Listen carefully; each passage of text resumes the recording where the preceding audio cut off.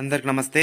ఇప్పుడు ఏదైతే మనం చూస్తున్నటువంటి ఆయుధాలున్నాయో ఇవన్నీ కూడా స్వతంత్ర సంగ్రామంలో అలాగే ఝాన్సీ రాణి యొక్క సైనికులు వాడినటువంటి ఆయుధాలు. అలాగే యుద్ధ రంగంలో ఝాన్సీ రాణి వాడినటువంటి ఆయుధాలు కూడా ఇందులోనే ఉన్నాయి. తప్పకుండా చూడండి. ముందుగా మన ఛానల్‌ని సబ్స్క్రైబ్ చేసుకోండి. Subscribe my channel Indur Karthik vlogs.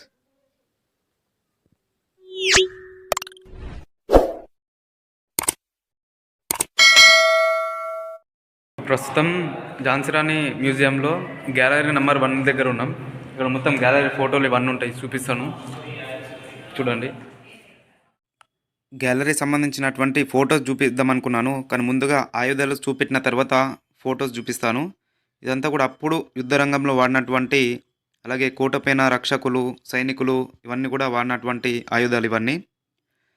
ఎప్పుడైనా ఝాన్సీకి రావాలనుకుంటే మనకి అయోధ్య కానీ వారణాసి కానీ ప్రయాగ్రాజ్ కానీ ఇక్కడ సైడ్ ఎప్పుడైతే వెళ్తారో ఉత్తరప్రదేశ్ సైడు, అప్పుడు మనకి ఝాన్సీ స్టేషన్ మీదకించే మనకి ఆ ట్రైన్ వెళ్తుంది. కాబట్టి ఒక రోజు వచ్చేటప్పుడన్నా వెళ్ళేటప్పుడన్నా ఒక రోజు ఝాన్సీలో స్పెండ్ చేయండి. చాలా అద్భుతంగా ఉంటుంది. ఝాన్సీ రాణి ఇల్లు కూడా ఉంటుంది, ఝాన్సీ రాణి కోట, ఝాన్సీ రాణి మ్యూజియం, అలాగే పార్క్ 4 కూడా మనం చూడొచ్చు. మనం చూస్తున్నాం ఇవన్నీ కూడా ఆయుధాలు, అప్పుడు సైనికులు వాడినటువంటి యుద్ధ రంగంలో ఆయుధాలు ఇవన్నీ చాలా అద్భుతంగా ఉన్నాయి. మనకి కెమెరా కూడా అలో ఉంటుంది. కేవలము 25 రూపీసే ఉంటుంది కెమెరాకి. అలాగే మెయిన్ ఎంట్రీ 25 రూపీస్. మొత్తం 50 రూపీస్లో మనకి చాలా మొత్తం కూడా మనం చూడొచ్చు. ఇవన్నీ కత్తులు, 5 రకాల నైఫ్లు ఇవన్నీ. మన అప్పటికి ఇప్పటికి చాలా తేడా ఉంటుంది. మనం అనుకుంటున్నాం ఇప్పుడు చాలా ట్రెండింగ్ అవుతున్నామని అనుకుంటున్నాం, కానీ అప్పట్లోనే ఇంతకుముందే వినియోగించారు అవన్నీ కూడా.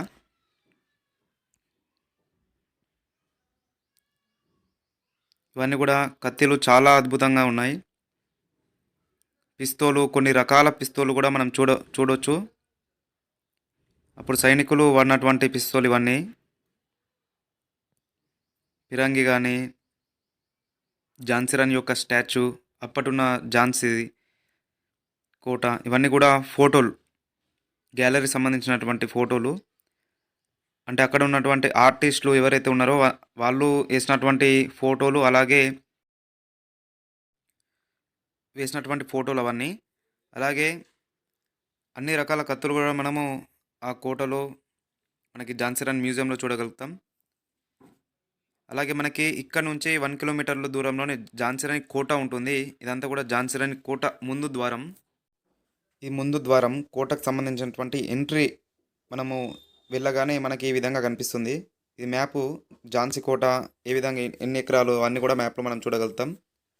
అలా ఏదైతే ఇప్పుడు నేను చూపిస్తున్నటువంటి ఏదైతే ప్రాంతం ఉందో ఇదంతా కూడా ఈస్ట్ ఇండియా కంపెనీ ఏదైతే బ్రిటిష్ ఉందో, బ్రిటిష్ వాళ్ళు రాత్రి దాడి చేస్తున్నప్పుడు ఇది ఝాన్సీ రాణి రక్షించుకున్న సమయంలో ఇక్కడ నుంచి గుర్రంపై నుంచి తన కొడుకుతోటి దూకడం జరిగింది. అక్కడ నుంచి కల్పి ప్రాంతానికి వెళ్ళడం జరిగింది ఝాన్సీ రాణి. ఝాన్సీ కోటకు సంబంధించినటువంటి పూర్తి వివరాలు డిస్క్రిప్షన్లో నేను లింకు పెట్టడం జరిగింది. చూసే ప్రయత్నం చేయండి, మీ అందరు కూడా ఉపయోగపడుతుంది.